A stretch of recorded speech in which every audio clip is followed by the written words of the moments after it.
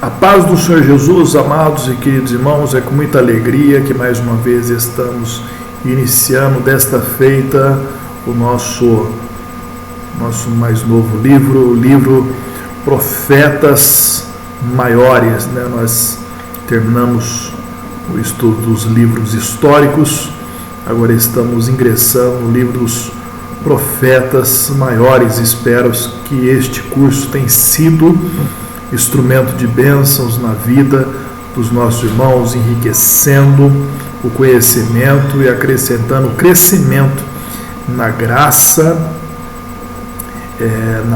e no conhecimento do nosso Senhor e Salvador Jesus Cristo. Eu quero parabenizar os irmãos que estiveram conosco até aqui, né?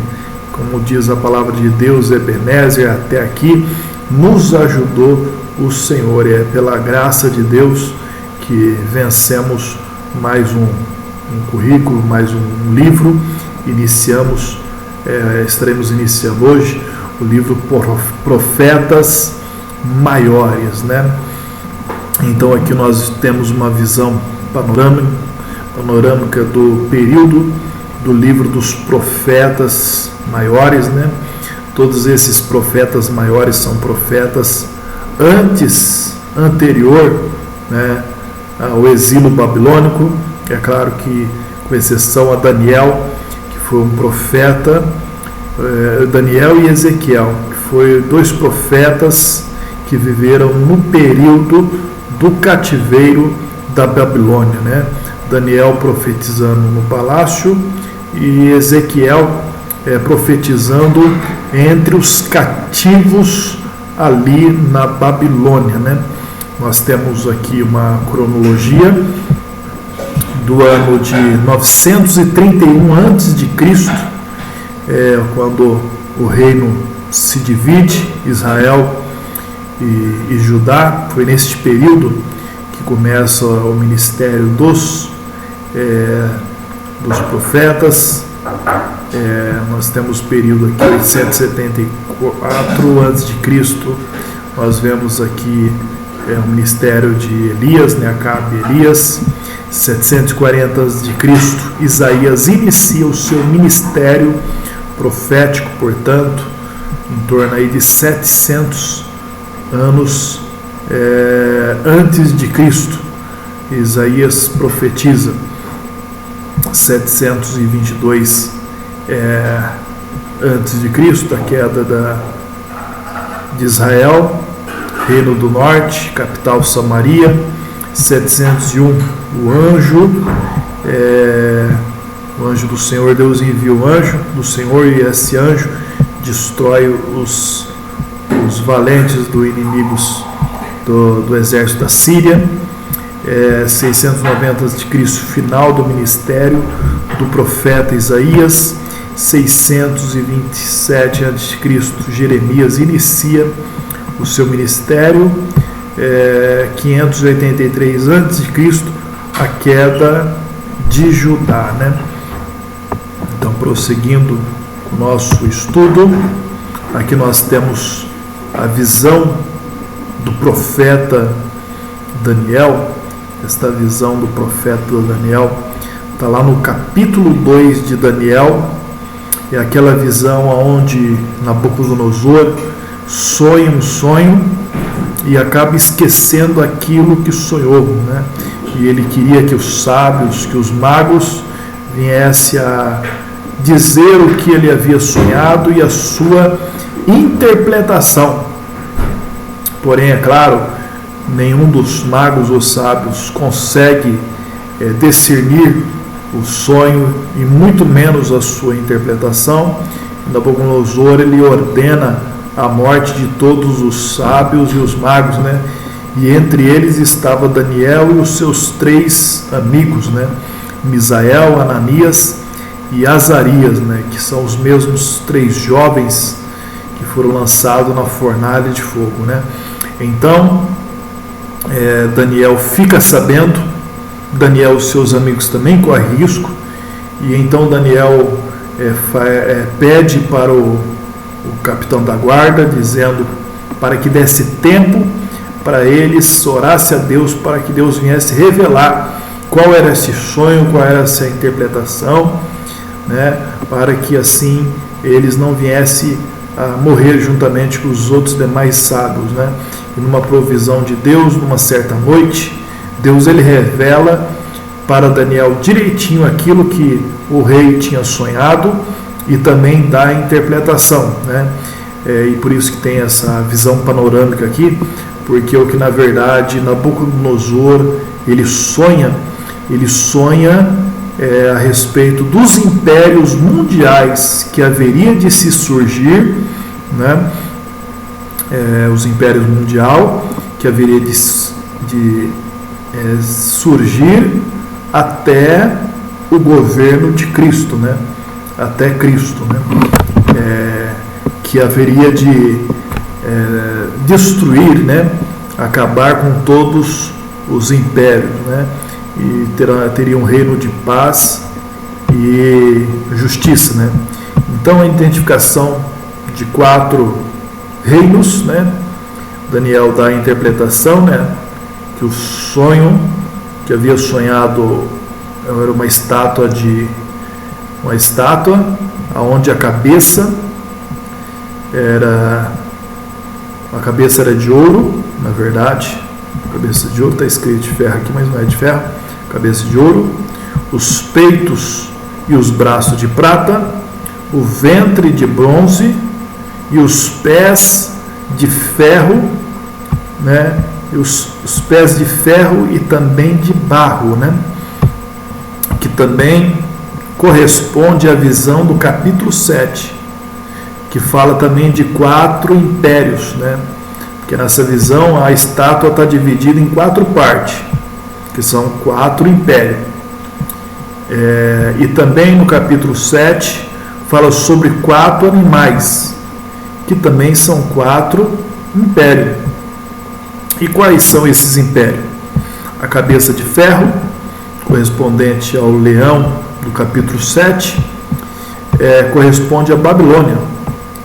Os peitos e os braços de prata, né? E nós sabemos que os braços são 2, né? Que corresponde ao urso, ao carneiro, que corresponde a esses 2 reinos, né? O reino dos medos e persas, que eles se uniram para destruir Babilônia. Ventres, quadris de bronze, corresponde ao leopardo, que também é o bode do capítulo 8, que corresponde à Grécia, né? E é interessante que o significado dessas imagens, porque, por exemplo, leopardo, ele é um felino muito rápido, né? Ele corre muito rápido. Não me lembro ao certo se era coisa de mais de 100 km por hora. O leopardo ele chega a correr, né? E a Grécia, ela tem uma característica, a sua expansão foi muito rápido. A Grécia, né? Através dos seus 4 generais, né? Cresceu muito rápido o Império da Grécia, porém foi um império também curto, né? Que a sua morte, a morte de Alexandre o Grande, morreu ainda novo, ainda jovem, né? As pernas de parte de ferro, parte de barro, e o animal corresponde ao animal terrível, assustador do capítulo 7, que corresponde a Roma, né? Que é o último dos impérios mundiais, né? E depois que Nabucodonosor vê essa imagem e descreve todas as partes dessa imagem, dessa estátua, ele vê no sonho uma pedra lançada sem auxílio da mão, que destrói os pés de barro e de ferro. Por que de barro e de ferro? O ferro é forte, o barro ele é frágil. Então o governo de Roma ao mesmo tempo ele era muito forte e ao mesmo tempo também era muito frágil, né? Politicamente dizendo. Então, é uma pedra assim, lançada sem o auxílio de mão, né? Uma pedra, na Bíblia Sagrada, a pedra representa Cristo, né? A rocha eleita, a pedra de esquina, a pedra angular, a rocha da nossa salvação, e ela é lançada sem auxílio de mão, porque até mesmo Jesus ele veio ao mundo sem auxílio de mãos humanas, mas sim numa providência divina gerada numa virgem através do Espírito Santo, né? Então esta pedra destrói toda essa estátua, né? E se torna uma grande montanha, falando ali sobre até mesmo o reinado de Cristo, né? Então nós podemos ver que dos impérios mundiais termina no Império de Roma, né? Então não surgirá outro império mundial, né? É claro que nós vivemos num mundo globalizado e o mundo está se formando em blocos, né, de países, mas império mundial não surgirá, né? Portanto, inclusive eu quis dar essa breve explicação sobre este assunto, né, porque também é pertinente ao período que nós vivemos, né, de conflitos, de guerras aí, né, guerras e rumores de guerra, conforme diz a palavra de Deus, né? Prosseguindo, vamos para nossa introdução. São 17 os livros proféticos da Bíblia, dos quais 5 são considerados profetas maiores e 12 profetas menores. Essa designação de maiores e menores não é uma razão de importância pessoal do profeta, mas ao tamanho do livro e a extensão do ministério exercido. Nessa unidade estaremos estudando os 5 livros dos profetas maiores: Isaías, Jeremias, Lamentação de Jeremias, Ezequiel e Daniel. Então esses 5 são considerados os 5 profetas maiores, né? Nós vemos que o livro de Isaías ele é um dos mais extensos, né? Se podemos dizer o mais extenso, né? Porque tem 66 capítulos. Também tem Jeremias e Lamentação de Jeremias, que também foi escrito pelo mesmo autor, Ezequiel e Daniel, né? Podemos ver que o livro de Daniel ele não é tão grande assim, tem apenas 12 capítulos, né? Mas, porém, o ministério de Daniel foi um ministério extenso, né? Por quê? Porque Daniel ele chega ainda jovem na Babilônia. Quando fala no primeiro capítulo que Daniel com seus amigos é deportado para a Babilônia, ele teria em média aí seus 16, 17 anos de idade, né? Quando nos últimos capítulos, onde ele fala no governo de Dario, no governo do governo de Dario até mesmo, Daniel, ele tinha aproximadamente ali quase 90 anos de idade, porque o cativeiro era de 70 anos, né? E foi no período de Dario. Dario ele foi um rei regente, né? Que na verdade Ciro que conquistou a Babilônia, colocou Dario ali para estar na frente do governo, enquanto Ciro continuava com as conquistas, e foi Ciro que decretou o retorno do povo de Israel para Jerusalém novamente, né? Libertou o povo de Israel do cativeiro da Babilônia, né? Então Daniel ali já tinha se passado no mínimo 70 anos ali na Babilônia, né? O livro é um livro curto, né? Mas o período que foi escrito aqueles capítulos são períodos de mais de 70, em torno de 70 anos a mais, né? Entre o primeiro capítulo e os últimos capítulos. Então, o nosso primeiro livro que estaremos estudando é o profeta Isaías, né?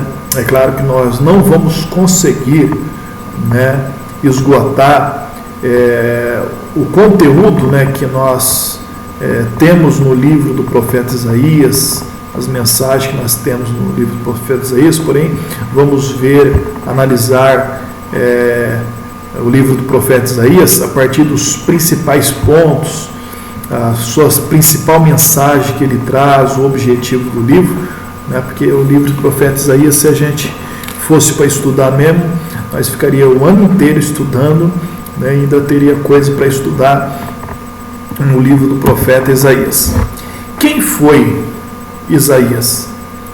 Chamado profeta messiânico porque viveu completamente imbuído da ideia de que seu povo seria uma nação messiânica para o mundo, isto é, nação mediante a qual um dia grande e prodigiosa bênção desceria de Deus para todas as nações. O Novo Testamento diz que Isaías viu a glória de Cristo e dele falou. Está lá em São João, capítulo 12, versículo 41. Os irmãos podem estar abrindo a sua Bíblia e dando uma conferida. Está escrito que o profeta Isaías, ele viu a glória de Cristo e dele falou, né? Por isso que Isaías é conhecido como um profeta messiânico, né? Porque foi o profeta que mais falou sobre o Messias, que mais profetizou sobre Jesus, né? Inclusive, isso 700 anos antes de Jesus vir ao mundo, né? Foi profeta do Reino do Sul, ou seja, de Judá, ao tempo em que o Reino do Norte, Israel, fora destruído pela Síria, né? Nós vemos aqui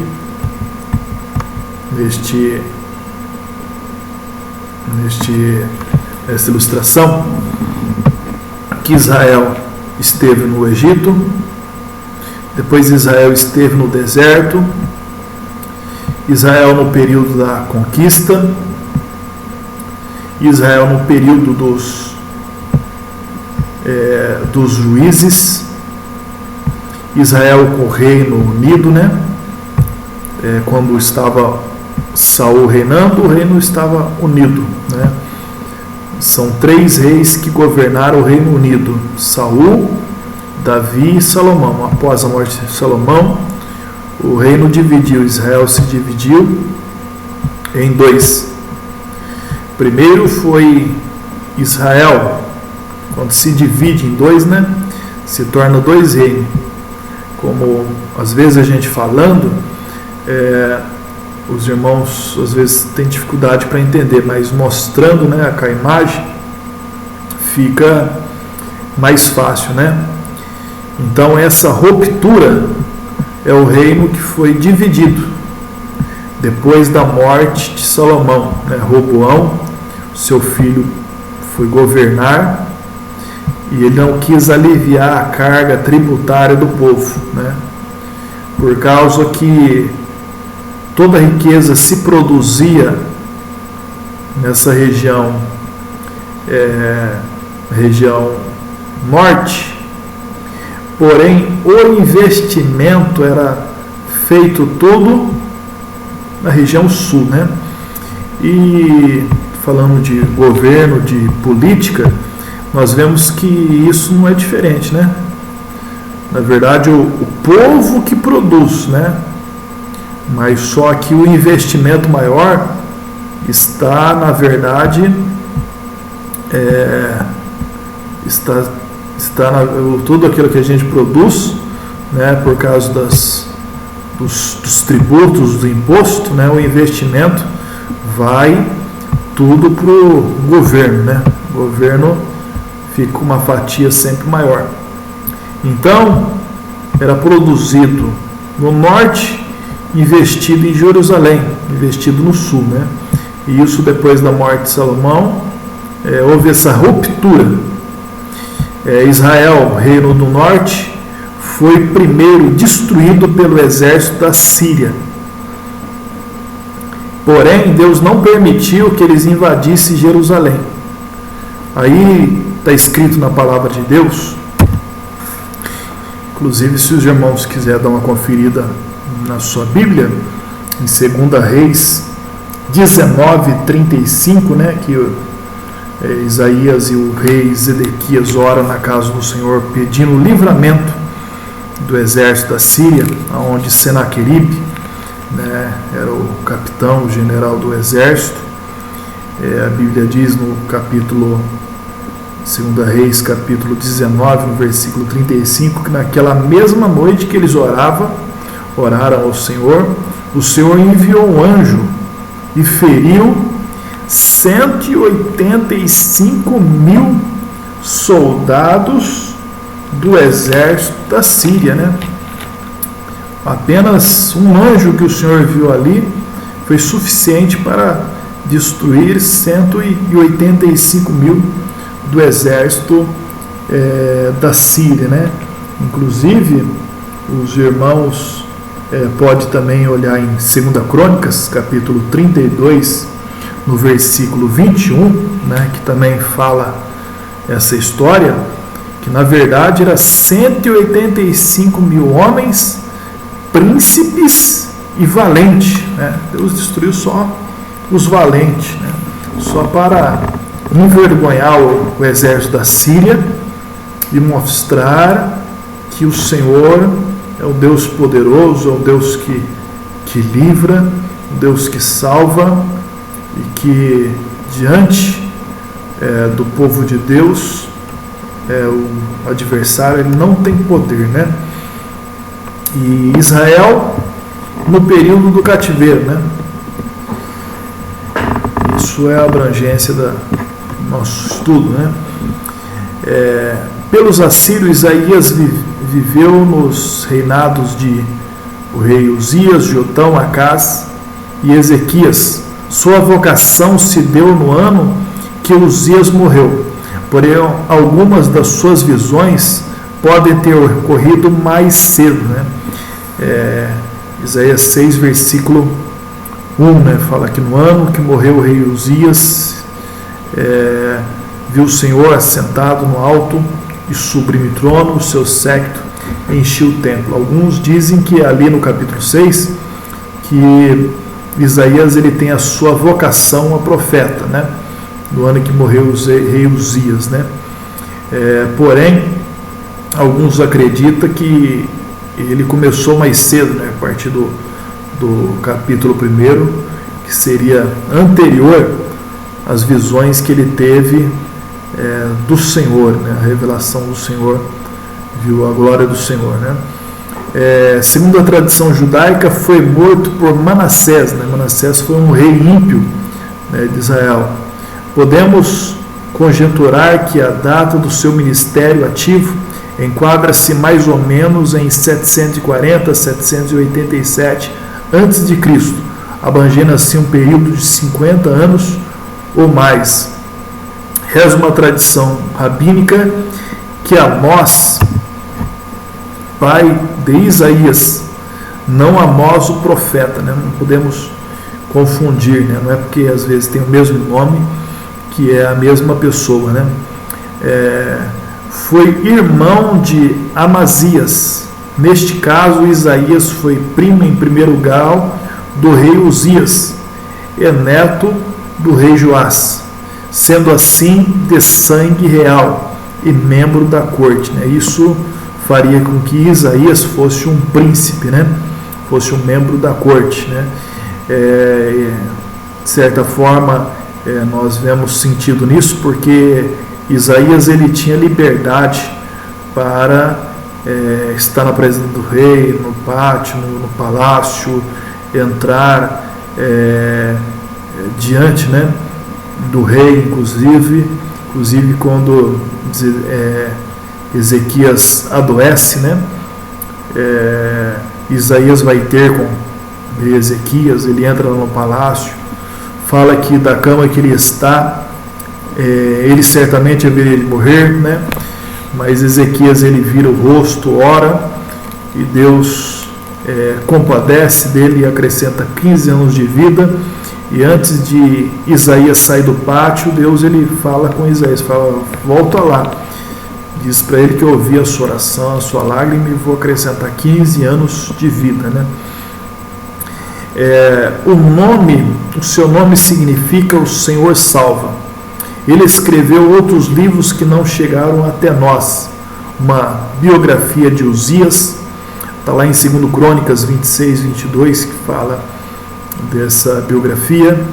Um livro dos reis de Israel e de Judá, 2 Crônicas 32, 32.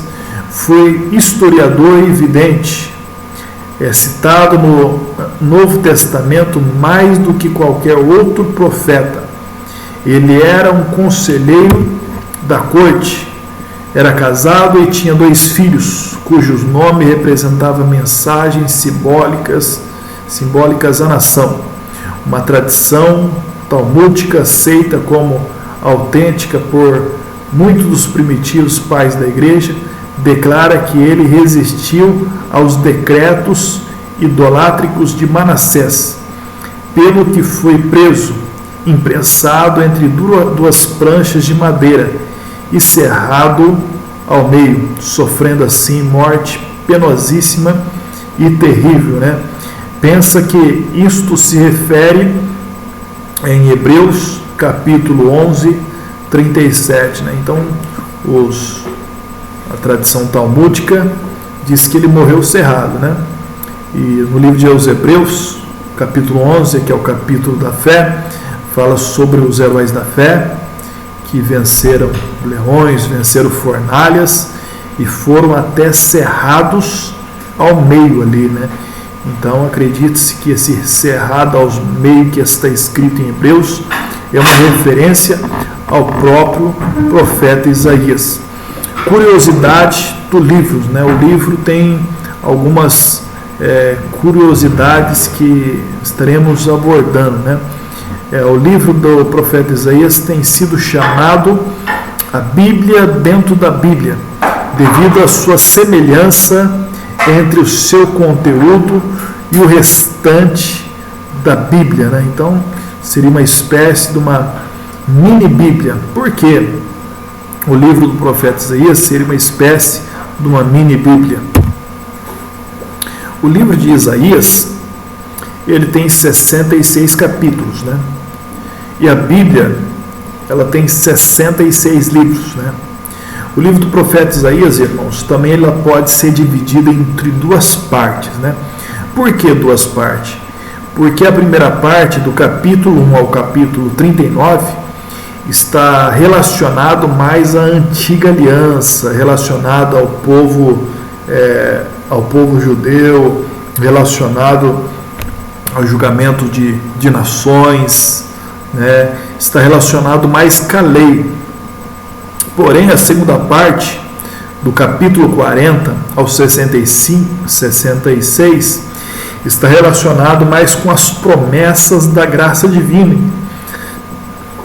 as promessas messiânicas, né? Inclusive, nós vamos ver aqui que os 39 capítulos da primeira parte, ela parece uma representação dos 39 livros do Velho Testamento, e os 27 últimos capítulos, os 27 capítulos do Novo Testamento, né? Inclusive, o primeiro capítulo da segunda parte do livro do profeta Isaías, né, fala da voz que clama no deserto, né? E que voz é essa que clama no deserto? Isso é uma referência a João Batista, que está lá em Mateus, que rompe o silêncio profético, né? Começando preparando o caminho para a vinda de Jesus, né? Então a primeira parte de Isaías dá ênfase à lei, ao julgamento e ao Messias prometido. A segunda parte dá ênfase à graça, à redenção e ao Messias presente. É interessante que a segunda parte do livro do profeta Isaías inicia com a profecia de João Batista, Isaías 40, versículo 3, e encerra com a promessa do novo céu e uma nova terra, em Isaías 66, né? Inclusive Isaías 66 fala do novo céu e nova terra. Em Apocalipse, lá no último capítulo de Apocalipse, fala no último capítulo da Bíblia, ou melhor, no último livro da Bíblia, que é Apocalipse, fala também sobre o novo céu e a nova terra, né? E também, exatamente no centro da segunda parte do livro, está o capítulo 53, que detalha a profecia da morte e a ressurreição de Jesus, né? Que são uma profecia bíblica a respeito de Cristo, uma das mais conhecidas e uma das mais importantes para o cristão, para a igreja do Senhor, que é o livro do profeta Isaías, no capítulo 55, onde Isaías, o profeta Isaías, parece que ele estava vendo, ele estava enxergando, né, a Jesus no Calvário, até mesmo sofrendo por nossos pecados, né? Inclusive Isaías 53, no versículo 3, era desprezado e o mais indigno entre os homens de dores, experimentado nos trabalhos, como um que os homens escondiam o rosto, e desprezado, e não fizemos caso algum. Verdadeiramente ele tomou sobre si as nossas enfermidades, e as nossas dores levou sobre si, e nós reputamos como aflito e ferido e oprimido. Mas ele foi ferido por nossas transgressões, e moído pelas nossas iniquidades. O castigo que nos traz a paz estava sobre ele, e pelas suas pisaduras nós fomos sarados, né? Glória a Deus por isso, né?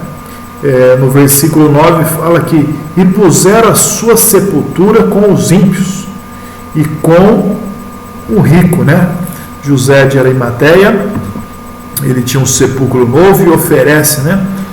Pede o corpo, né? Ele era um senador honrado, um homem rico, pede o corpo para que sepultasse no seu sepulcro, né? E foi-lhe permitido, né? Onde Jesus ele foi sepultado, um homem rico, né? Porém, Jesus usou aquele sepulcro, né? Apenas por 3 dias, né? Depois devolveu de novo, né?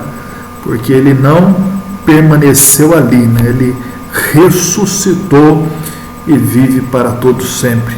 Glória a Deus, glória ao Senhor por isso, né? Como já observamos, o livro pode ser dividido em 2 partes principais. A primeira compreende os primeiros 39 capítulos e a segunda, os 27 últimos capítulos. A primeira contém 4 blocos de profecia. Os capítulos 1 ao 12, Isaías adverte e denuncia Judá pela sua idolatria, imoralidade, injustiças sociais, durante um período de prosperidade enganadora, né? Então a nação estava vivendo em prosperidade, e se eles estavam vivendo em prosperidade, eles estavam com um falso senso de segurança, né? E até hoje é assim, irmãos, o dinheiro ele dá um falso senso de segurança, pelo fato da pessoa estar com uma vida abastada, ela acha que ela está segura, mas não está, né? Porque a nossa verdadeira segurança ela vem de Deus. Nossa segurança é Deus, né? Porque, na verdade, quando o mal, os dias mal vêm, a pessoa pode ter dinheiro, pode não ter dinheiro, né? Não vai resolver, não resolve, né? Então, na verdade, a nação estava uma prosperidade, dava um falso senso de segurança, mas só que o castigo, a ira divina estava, o juízo divino estava vindo, estava chegando, né? Então, da mesma forma, nós vemos este mundo, né? Que às vezes aparenta estar, né, tudo bem, uma prosperidade, né, financeira mundial, porém o juízo de Deus está vindo, né? E só Jesus para nos livrar, nos guardar, né? João Batista, inclusive na sua pregação, ele diz, né, quem vos ensinou a fugir da ira vindoura, né? Então não tem como fugir, não tem como escapar. O dinheiro não dá segurança alguma, né? Somente Cristo, que é a nossa segurança, a nossa paz. Entrelaçadas com a mensagem de condenação vindoura, há importantes profecias messiânicas, né? Nós vemos várias profecias messiânicas, né? Isaías capítulo 2, versículo 4, no capítulo 7, versículo 14, né, que está escrito: o mesmo Senhor vos dará um sinal, eis que uma virgem dará um filho, e será chamado o seu nome Emanuel, que significa dizer Deus conosco.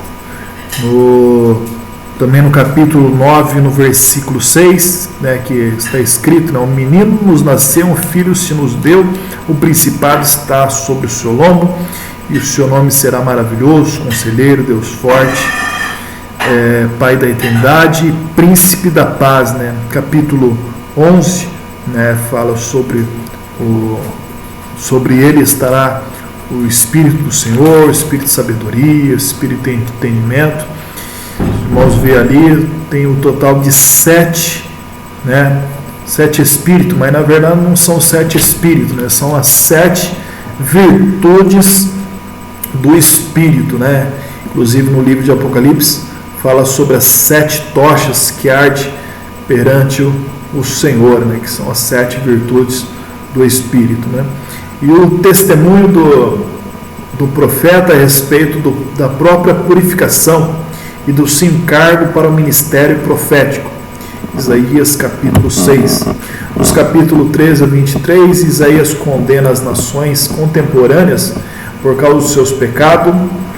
Terceiro, os capítulos 24 a 35 contêm um amplo leque de promessas proféticas de salvação e juízo futuro.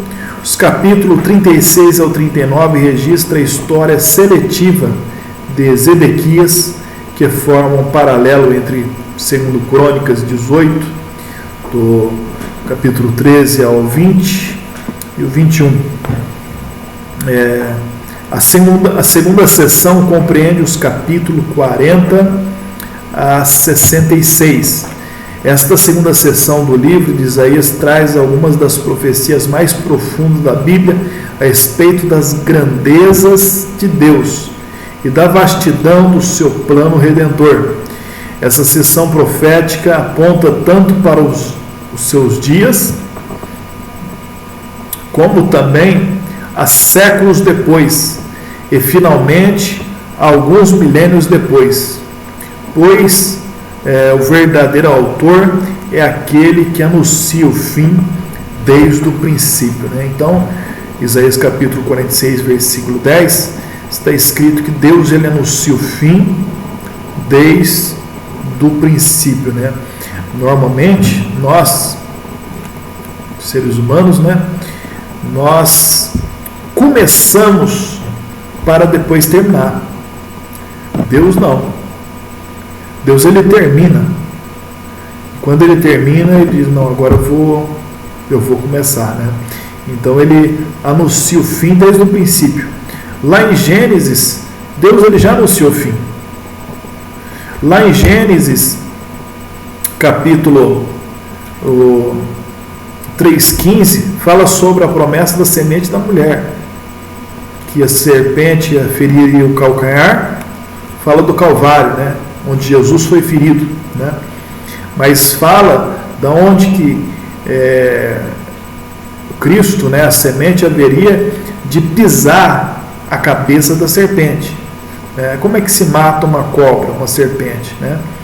Se mata uma cobra, né, ferindo a cabeça, né? Não é ferindo a cauda, ferindo a cabeça, né? Então ali, aquela profecia estava dizendo que Cristo haveria de destruir por completo, né, a Satanás e todo o poder das trevas, né? Inclusive a palavra de Deus no livro de Salmos, Davi escreve: disse o Senhor ao meu Senhor, assenta-te à minha direita, até que eu te ponha todos os seus inimigos por escabelo dos seus pés, né? Então, na verdade, Jesus está sentado na destra de Deus, e não é todos, né? A maioria já está debaixo dos pés de Cristo, né? Mas só que vai chegar um dia que tudo vai estar debaixo dos seus pés, né? Onde ele vai haver o total governo, né? Mundial, universal, né?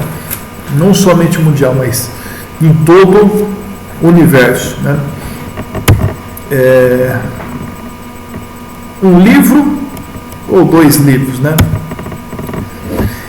Por que um livro ou 2 livros? Porque as profecias do profeta Isaías são tão certeiras, né? São profecias tão claras que se cumpriu, né? As que se cumpriram tão à risca, né? Que até mesmo os incrédulos, os inimigos da fé, desacreditam ou querem colocar em dúvida as profecias bíblicas, né? O livro do profeta Isaías, né? Porque são de um cumprimento, de uma clareza, de um acerto impressionante. Nós vamos estar analisando isso, né? Tanto é que podemos ver que 700 anos antes de Jesus nascer, Isaías já estava falando sobre Jesus. 200 anos antes de Ciro nascer, Isaías 45, Isaías fala o nome de Ciro, né, e chama de seu ungido, né? Diz que o Senhor chama do seu ungido, que haveria de reger as nações e libertar o seu povo, né? Então as profecias são tão certeiras que os incrédulos, os inimigos da fé, querem colocar em dúvida, mas nós que somos crentes não temos dificuldade nenhuma, né, de crer, né, que o livro do profeta Isaías com certeza foi, na verdade, escrito por este, inspirado pelo Espírito Santo, né? Prosseguindo, não somente foi fisicamente cerrado ao meio pelo rei ímpio Manassés, mas que infelizmente continua sendo cerrado em 2, teoricamente pelos maus eruditos dos nossos dias, né? Isso se refere, obviamente, ao conceito popular de que a segunda metade do livro de Isaías, dos capítulos 40 a 66, deveria ser dominado Isaías, ou ter sido escrito por outro autor desconhecido, que viveu 200 anos após Isaías. Embora durante 16 séculos não houve dúvida alguma em relação à unidade total do livro, em 1775, Jonathan C. Dwelly, escritor alemão, achou que o livro de Isaías teria 2 autores, sendo a metade final escrita por um profeta desconhecido. A razão básica da sua dúvida em relação à autoria exclusiva de Isaías foi o grande número de detalhes proféticos referente ao cativeiro da Babilônia, encontrado na segunda metade do livro, né? Então, Isaías, ele narra, né? Ele profetiza de forma detalhada, né? Tudo aquilo que haveria de acontecer ainda, né? A vitória dos medos sobre a Babilônia e até o nome do rei vitorioso, Ciro, citado na profecia mais de 100 anos antes do seu nascimento.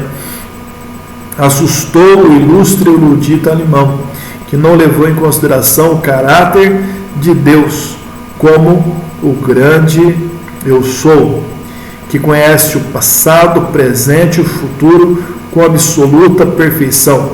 Além disso, o Novo Testamento atribui a primeira e a segunda parte do livro ao profeta Isaías, né? Propósito. Qual é o propósito do livro do profeta Isaías? Confrontar a própria nação e outras nações contemporâneas com a palavra do Senhor, mostrando-lhe os seus pecados e o consequente castigo divino, né? Dos propósitos. Segundo, profetizar esperança à geração futura de exilados judaicos, que seria restaurado do cativeiro, e a qual Deus redimiria como luz aos gentios. Terceiro, mostrar que Deus enviaria o Messias davídico, cuja salvação abrangeria todas as nações da terra, suscitando a esperança no povo de Deus, tanto do antigo como o novo concerto, né? Esses são os propósitos divinos no livro do profeta Isaías, né? Agora vamos ver as características especiais, né? Quais são as características especiais desse livro? Em sua maior parte estão escritas em forma poética e é insuperável como uma joia literária na beleza, poder e versatilidade, né? Da forma que o livro é escrito, né? Ele é chamado o profeta evangélico, né? Isaías é chamado profeta evangélico, né? Inclusive ele profetiza dizendo: quão formosos são os pés daqueles que anunciam as boas novas, né? Inclusive está lá no livro do profeta Isaías 52, no versículo 7: quão suaves são sobre os montes os pés do que anuncia as boas novas, que faz ouvir a paz, que anuncia o bem e que faz ouvir a salvação, que diz a Sião: o teu Deus reina, né? Então, esse anunciar boas novas, né? A palavra evangelho significa boas novas de salvação, né? E quais essas boas novas de salvação, né? Que o Senhor reina, que Deus ele reina, que Jesus reina, que Jesus ele é o Rei dos Reis e o Senhor dos Senhores, né? Então ele é chamado profeta evangélico porque dentre todos os outros livros do Antigo Testamento, suas profecias contêm declarações mais plenas e claras sobre Jesus, né? Nós não temos nenhuma dúvida disso, né? Sua visão da cruz em Isaías 53 é a profecia mais detalhada sobre a morte expiatória de Jesus Cristo, né? Outro texto que narra de forma clara a morte de Jesus, a morte expiatória, é o Salmos 22 também. Vale a pena os irmãos também analisar ali o Salmo 22. É o mais teológico e extenso de todos os livros proféticos do Antigo Testamento. O período de tempo ali tratado remota a criação dos céus e da terra e olha para o futuro, os novos céus e a nova terra, né? Era como que Isaías olhasse o passado, o presente e o futuro, né? Mas olhasse o passado, o presente e o futuro, não como nós olhamos ontem, hoje e amanhã, né? Isaías olhava lá desde o começo da criação, né? Inclusive é no livro do profeta Isaías que diz a palavra de Deus: o Senhor fez os céus e a terra, né? Criou os céus e a terra, formou, né? E não formou para que ficasse vazia, né? Mas só que em Gênesis capítulo 1, né, no versículo 2, está escrito que ela estava sem forma e vazia, né? Então alguma coisa ocorreu ali e ela ficou sem forma e vazia, mas Deus, ele criou os céus e a terra e não o criou para que fosse sem forma ou vazia, né? Ele criou com um propósito, né? Então o profeta Isaías, ele olha, né, de certa forma, teologicamente, sobre a história. O profeta Isaías, ele olha desde Gênesis até Apocalipse, né? E faz as previsões, né, a qual o Espírito Santo os entregava, né? Contém mais revelações a respeito da natureza, majestade e a santidade de Deus do que qualquer outro livro profético do Antigo Testamento, né? Aquele que julgará, ou melhor, o Deus de Isaías é santo e todo-poderoso, aquele que julgará o pecado e a iniquidade dos seres humanos e nações. Sua expressão predileta para Deus é o Santo de Israel, né? O Santo de Israel. Inclusive, o livro mostra a majestade, a santidade de Deus. Nós vemos ali no livro de profeta Isaías, capítulo 6, onde Isaías, ele vê a glória de Deus, o Senhor, no alto sublime trono, o seu séquito enchia o templo, e as vozes dos serafins, né, que dizia: Santo, Santo, Santo é o Senhor dos exércitos, né? Então, mostrando ali que o Senhor, ele é 3 vezes santo, né? Pois bem, sexto, Isaías, cujo nome significa o Senhor salva, é o profeta da salvação. Ele emprega a palavra salvação quase 3 vezes mais do que todos os demais livros proféticos do Antigo Testamento. Isaías revela o propósito divino da salvação. Será somente realizado em conexão com o Messias, né? Isaías faz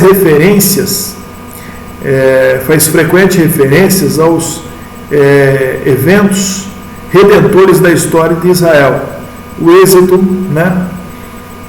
Temos aqui os capítulos, a destruição de Sodoma e Gomorra, no capítulo 1, versículo 9, a vitória de Gideão entre os midianitas. Além disso, faz alusão ao cântico profético de Moisés. Isaías é, juntamente com Deuteronômio e os Salmos, um dos livros do Antigo Testamento mais citado e aludidos no Novo Testamento. Inclusive, o próprio Senhor Jesus, ele chegou a usar referências do livro do profeta Isaías. Inclusive, quando fala ali, Isaías, no capítulo de número 61, né, quando Jesus, ele entra na sinagoga e foi dado a Jesus ler o livro, né, e foi lhe dado o livro do profeta Isaías. Ele abriu bem na parte, né, que dá lá em Isaías 61, que diz: o Espírito do Senhor Jeová está sobre mim, porque o Senhor me ungiu para pregar boas novas aos mansos, enviou-me a restaurar os contritos de coração e proclamar liberdade aos cativos e abertura de prisão aos presos, e apregoar o ano aceitável do Senhor, o dia da sua vingança de Deus, e consolar todos os tristes, né? Então ali Jesus ele faz referência ao livro do profeta Isaías. O livro de Isaías, entre o Novo Testamento, profetiza a respeito de João Batista, né? Isaías 40, né? Os irmãos podem estar comparando Isaías 40, versículo 3 ao 5, com Mateus, capítulo 3, do versículo 1 ao 3, né? Profetiza a respeito da vida do ministério de Jesus com inúmeros detalhes, né? O Isaías 61, como eu disse para os irmãos, estava dizendo aos irmãos, é um desses, né, que mostra em detalhes o ministério de Jesus, né?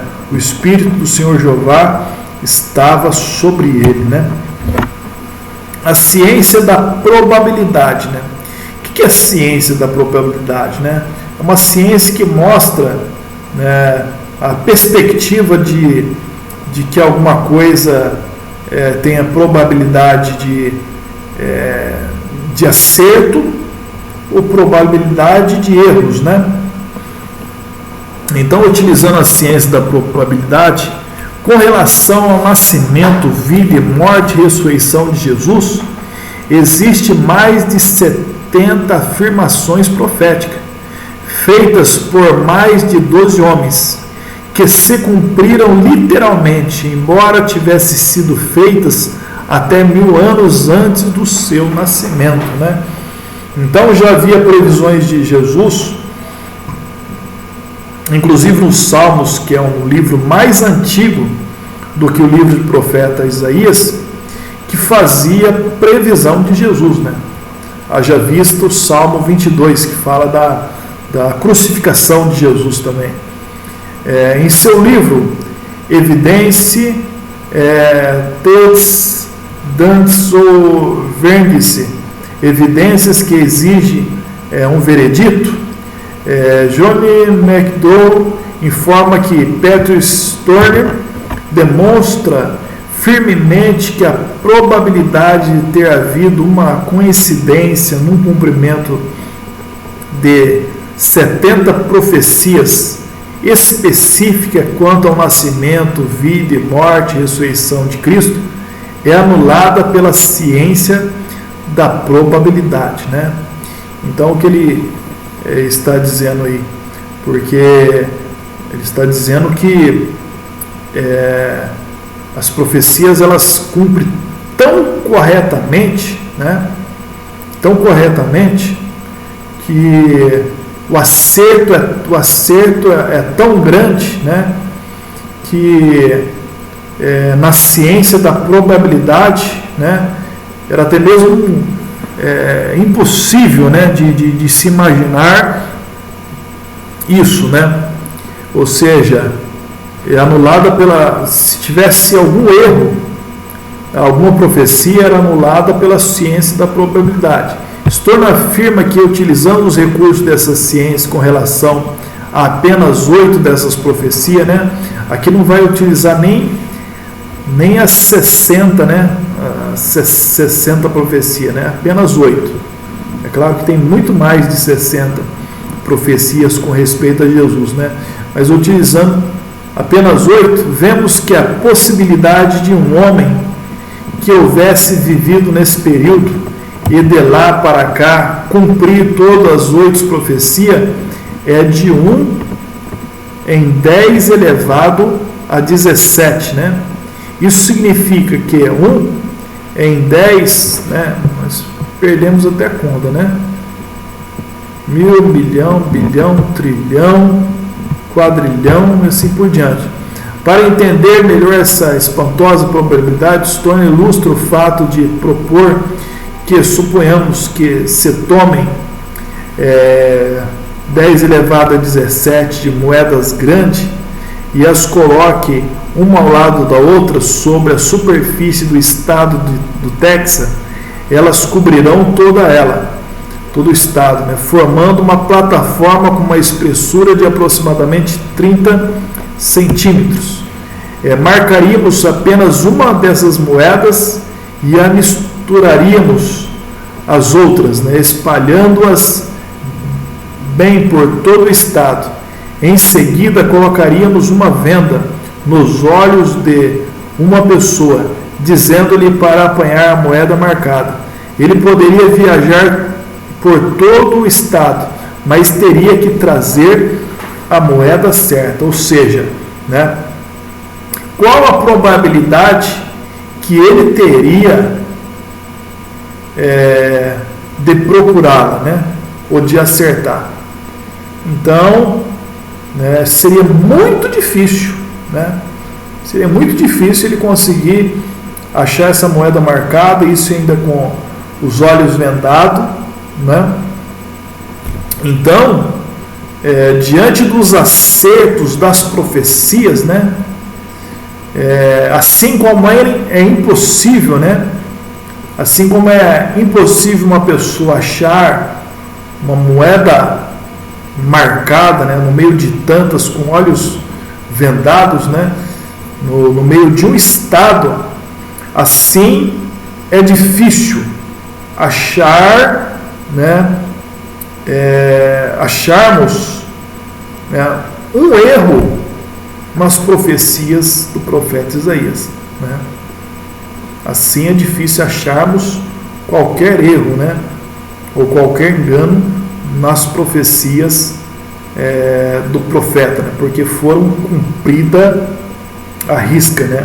Essa seria a mesma probabilidade de que os 8 profecias escritas pelos profetas se realizasse em um só homem, desde os tempos deles até nos dias de hoje, se eles tivessem profetizado em seu próprio senso.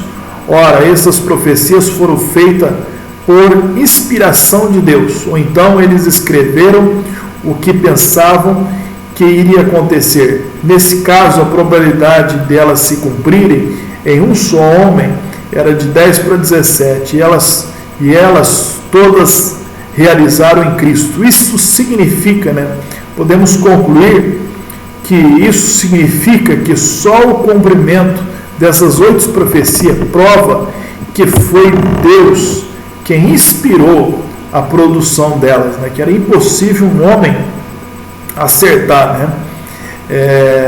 E essa afirmação só teria uma chance em 10 para 17 de estar errada, mas Storr leva em consideração 48 profecias e afirma as probabilidades de essas profecias se cumprirem em um só homem são de 1 para 10 elevado a 157, né? É praticamente impossível visualizar-se um número tão grande. E lembramos que não foram apenas 8 ou 48 profecias. Jesus cumpriu perfeitamente mais de 60, que demonstra que essas profecias realizadas constituem um forte testemunho quanto à autenticidade dela e dos profetas, extraído do livro Apocalipse já, né? Nisso nós vemos a veracidade da Bíblia, né? Que ela, por quê, né? Porque não foi apenas um escrito pelo profeta Isaías, né? Mas foi, na verdade, inspirada por Deus, né? E Deus, ele não erra e também não se engana, né? As profecias de Isaías. Suas profecias apontam para 3 direções: Israel, as demais nações e ao Messias, né? Então aponta para essas 3 direções. Sobre Israel, o profeta denuncia os seus pecados e revela as consequências da sua desobediência com o desfecho do cativeiro babilônico, revelando, entretanto, que um remanescente será salvo e o reino do Messias será restabelecido, né?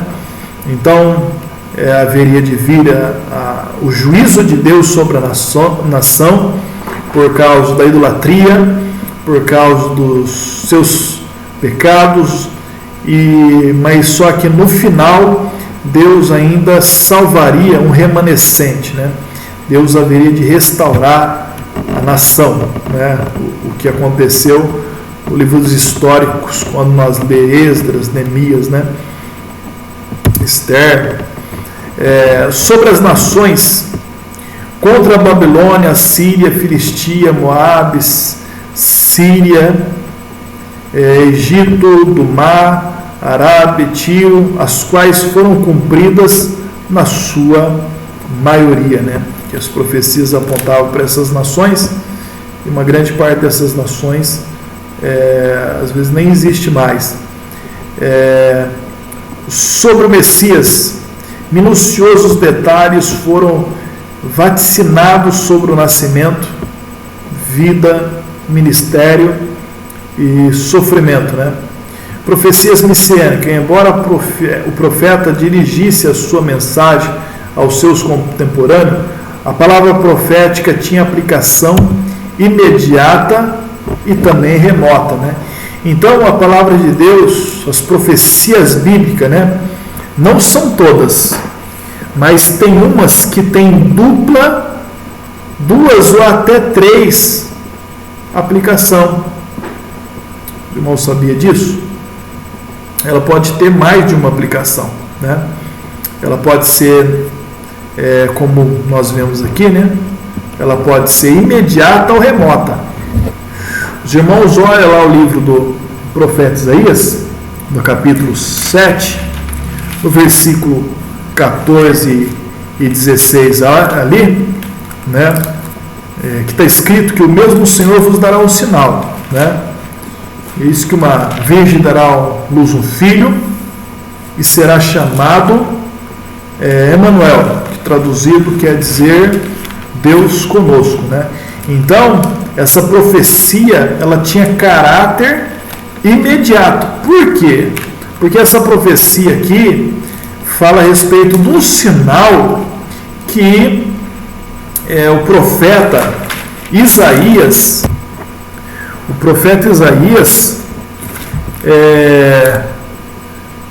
um sinal que o profeta Isaías haveria dito para o rei Acás, né? Disse para o rei Acás: ó, me pede um sinal para que o Senhor te dê, né? E na verdade Acás ele não quis pedir nenhum sinal, né? Aí o profeta ele dá um sinal, né? Ele fala: isso que o Senhor dará um sinal, uma vez terá à luz um filho e seu nome seria chamado Emanuel, né? E se os irmãos observar nos versículos seguintes, no 15 e 16, está escrito: e manteiga e mel comerá, até que ele saiba rejeitar o mal e escolher o bem. Na verdade, antes que este menino saiba rejeitar o mal e escolher o bem, a terra de que te enfadas será desamparada dos seus 2 reis, né? Então ali fala sobre os reinos vizinhos, inimigos, que eles governam, que na verdade o Senhor estava dando um sinal que uma criança haveria nascer uma virgem, né? Ou podemos dizer uma moça recém-casada, que seja, mas só que aí essa profecia haveria de cumprir naqueles dias, no período de Acás, né? Então, na verdade, essa profecia tinha aplicação imediata, né? Porém, essa mesma profecia também tinha aplicação remota, né? Apontava também para Cristo, Messias, né? Que haveria de nascer de uma virgem, né?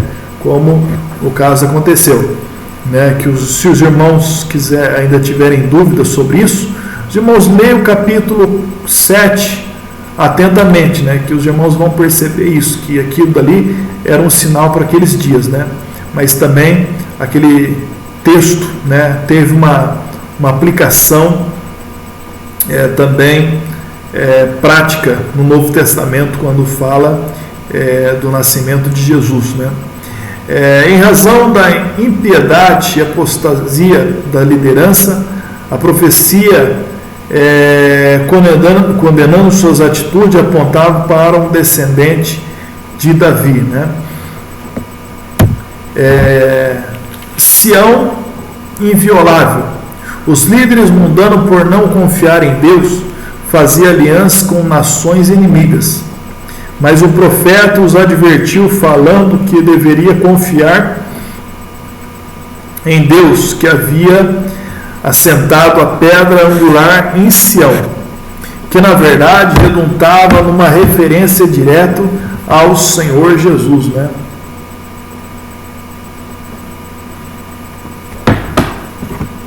Nós vemos ali em 1 Pedro, capítulo 2, versículo 6, Pedro ele nos diz, né, 1 Pedro 2, 6, pelo que também na Escritura se contém, eis que põe em Sião a pedra principal de esquina, eleita e preciosa, e quem nela crer não será confundido, né?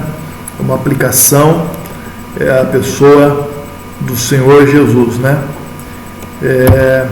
As nações inimigas que em seus dias oprimiam Israel, na ótica profética, são vistas unidas no propósito de buscar ao Senhor, convertida ao Senhor. Como muitas dessas nações sequer existem, significa que elas representam as nações do mundo que serão redigidas pelo cetro do reino no eterno milênio, né? O cumprimento das profecias, né? Muitas das suas profecias receberam um cumprimento incompleto durante sua vida. Por exemplo, a destruição do exército assírio.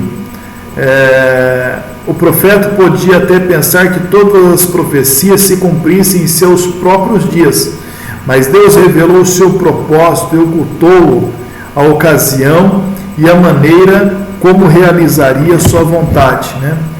Também o servo do Senhor, a expressão servo do Senhor, nos capítulos 40, 66, é uma referência direta ao Senhor Jesus. O próprio Senhor referendou-se esta palavra profética, né?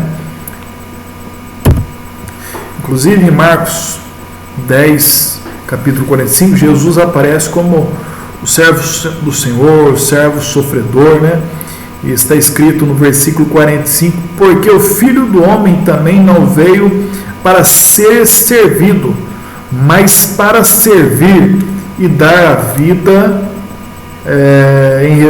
sua vida em resgate de muitos, né? Então ele veio para servir, né? Ele é o servo do Senhor, o servo sofredor, né? Aqui nós vemos também novamente a aplicação remota e imediata. Por quê? Porque nos dias do profeta Isaías, quem era o servo do Senhor? O servo do Senhor é Israel. O servo do Senhor é o povo da aliança, né? Mas só que esse texto também aplica a Cristo como servo do Senhor, né? O servo do Senhor, a quem eu elegi, né? Diz a palavra de Deus lá no livro de Isaías, né? Então, o método, Isaías era um erudito. Quais eram os métodos que ele utilizava? Ele era um erudito, residia na capital, tinha penetração palaciana, mas Deus usou de vários métodos, né? Tinha uma família profética, sua esposa era profetisa, o nome dos seus filhos era profético, né? Ele tinha um grupo de fiéis discípulos. 3. Usava também o método moderno conhecido como outdoor. Por que método, né, outdoor? Então é aquele método de letras grandes, né, de placa, bem visíveis, né? Era um dos métodos de Isaías também. Demonstrava a palavra profética por representação, né, andando descalço e nu, conforme está escrito em Isaías 20, versículo 2 e 3. O resto volverá, Isaías 7, 3, rápido despojo, presa segura, atua como versatilidade, como um reformador social e religioso, pregava justiça e piedade, e como estadista precavido, não se restringia aos limites de sua nação e nem ao tempo da sua geração. A teologia, na sua chamada, a revelação da glória do Senhor e os atributos de majestade, santidade, causaram profunda impressão em seu espírito, né? Então, na verdade, Isaías ele foi impactado, né, pela grande revelação de Deus, né, no livro de Isaías, no capítulo 6, onde ele vê a glória de Deus, o Senhor assentado sobre o trono, e ele contemplando a glória de Deus, ele disse: ai de mim, que vou perecendo, porque eu habito no meio sou um homem de impuros lábios e habito no meio do povo de impuros lábios, e meus olhos viram o Senhor dos exércitos, né? Viram um rei, o Senhor dos exércitos, né? E ali fica claro, né, fica claro o objetivo do seu livro, né, que é demonstrar salvação futura, né, salvação vindoura, porque naquele momento o profeta, né, que o seu nome significa o Senhor salva, ele também foi salvo ali, né? Ele é um salvo. Por quê? Porque ele era pecador, né? Ele disse: eu sou um homem de lábios impuros e habito um povo de impuros lábios. Meus olhos viram o Senhor dos exércitos. Mas veio um querubim voando que trazia uma brasa viva e o tocou e disse: os seus pecados são perdoados, né? Então esse é o maior ato da graça redentora de Cristo, né? Que é salvar os pecadores, né? E Jesus, ele diz: o Filho do Homem veio para buscar e salvar aqueles que se havia perdido, né? Prosseguindo aqui, isso redundou numa estreita comunhão com Jeová, né?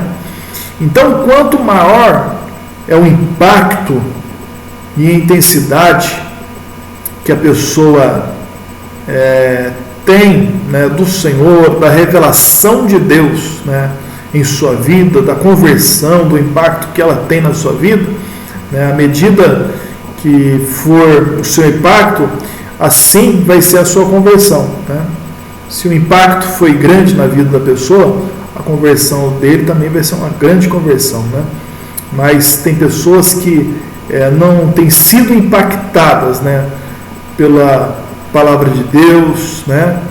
E na verdade, por não ter esse profundo impacto da conversão, do encontro com Deus em sua vida, essas pessoas muitas das vezes, né, acaba desfalecendo na fé. Mas uma pessoa que tem um verdadeiro encontro com o Senhor, uma verdadeira experiência com Deus, é impactada pela palavra, pela mensagem do Evangelho, pela graça de Deus, pela presença de Deus, pela uma experiência com Deus, né? A sua conversão, a sua vida espiritual, ela vai ser mais intensa na presença de Deus, né? Por isso que devemos buscarmos a Ele, né, para que devemos ter esse impacto em nossa vida. De maneira que ele não somente pregava com confiança no Senhor, mas a sua convicção com que falava sobre Deus e a sua vontade era tão grande que ousava dar como sinal de cumprimento das suas pregações, né? Então, podemos dizer que o profeta Isaías era um profeta que pregava, né? Pregava, e ainda por cima, para provar, né, ele dava o sinal ainda. E às vezes, se a pessoa não pedisse sinal, como fez Acaz, ele dava mesmo assim, né? Então, inclusive, até aquele rei Ezequias, né? O rei Ezequias, quando ele está doente, né, daquela enfermidade mortal, né? O profeta Isaías coloca uma pasta de figo na sua chaga, na sua enfermidade.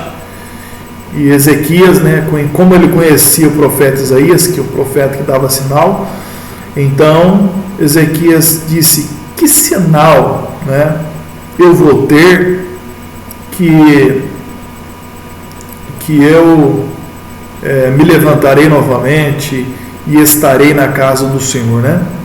Aí Isaías falou: olha, o sol se inclinará 10 graus no relógio de Acaz, né? O sol ele vai adiantar ou retroceder 10 graus no relógio de Acaz, né? Aí ele falou: mas adiantar é fácil, né? 10 graus inclinar, né? Mas agora eu quero que a sombra ela recue, né? Os graus recuem, né? Como se fosse o sol voltando para trás 10 graus, né? Ele pediu esse sinal e o profeta deu esse sinal e o sol recuou 10 graus. Inclusive, vale a pena os irmãos abrir a Bíblia, se os irmãos quiserem abrir a Bíblia, em 2 Reis, capítulo 20, do versículo 8 ao versículo 11. 2 Reis 20, do versículo 8 ao versículo 11. Os irmãos vão ver o sol, né, o grau do relógio de Acaz, né, que é a sombra do sol, retrocedendo 10 graus. Né? Só Deus ele tem poder para controlar o universo. Né?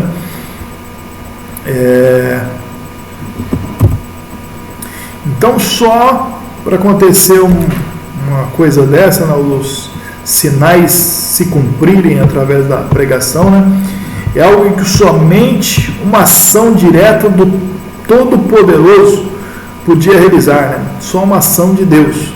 Por isso, podia exortar que o segredo não era alianças com os infiéis, mas a sua confiança no Senhor.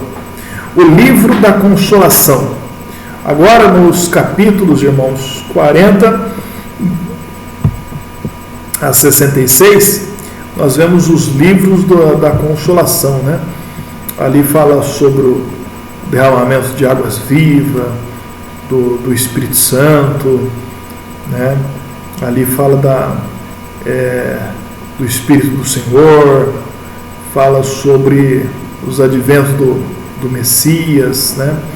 Fala sobre o novo céu e a nova terra, né?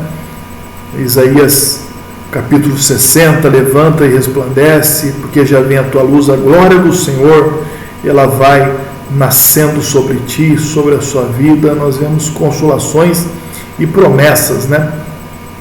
Que ela do 40 ao 66, ela tem um aspecto do Novo Testamento, dos 27 livros do Novo Testamento, né? Embora o tema do desenvolvimento desenvolvido nesta parte do livro seja o servo do Senhor, às vezes é Israel que é referido como tal, né? Nós vemos algumas referências, como a gente já disse, né? E em Isaías 49, versículo 1 a 2, o servo será identificado como Israel e ao mesmo tempo ao mesmo tempo distinto deste, né? Dele, né? Que é uma referência a Cristo, né? Assim nós concluímos o nosso estudo deste primeiro livro dos profetas maiores, que é o profeta Isaías. Espero que os irmãos tenham absorvido o máximo possível.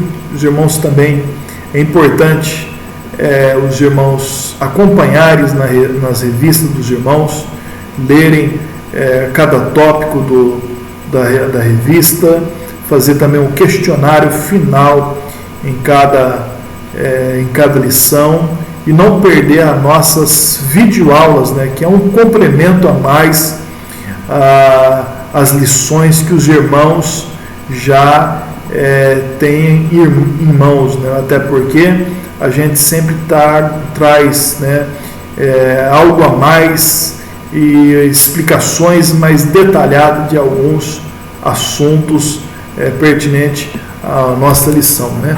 Assim, vamos despedir, né, citando a nossa divisa no 3. 1, 2, 3. Dá instrução ao sábio e ele se fará mais sábio. Ensine o justo e ele crescerá em entendimento. Provérbios 9. Que Deus abençoe a todos, no nome do Senhor Jesus, e até a próxima aula, se assim o Senhor nos permitir.